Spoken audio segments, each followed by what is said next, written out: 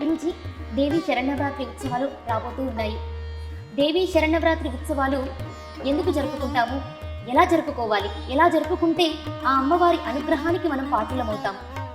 మంచి ప్రశ్న అడిగారు. శ్రీ గురుభ్యో నమః. పవిత్రాత్మ స్వరూపులారా, లోకంలో నమాతు పరదేవత అన్నారు. తల్లికి మించిన దైవం మరొకటి లేదు అని.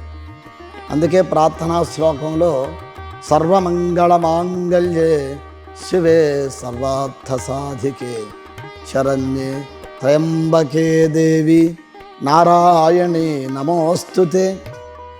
సర్వమంగళాన్ని కలిగించేది, సర్వ శుభాలని కలిగించేది, సర్వత్రా నిండి ఉన్నటువంటి అమ్మవారిని ఎందుకు ప్రార్థించాలా, ఎలా ప్రార్థించాలా, అసలు అమ్మవారి యొక్క వైభవాన్ని అనుగ్రహాన్ని పొందాలంటే మానవుడు ఏది చెయ్యాలి అని ఇదే ప్రశ్నే లలితా సహస్రనామంలో హయగ్రీవుడు అగస్త్యుడికి చెప్తాడు. లలితా సహస్రనామం యొక్క పూర్వభాగంలో ఆయన ప్రశ్న వేస్తాడు. అయ్యా, ఈ దేవి ఉపాసన చేయడానికి ఎవరు అర్హులు?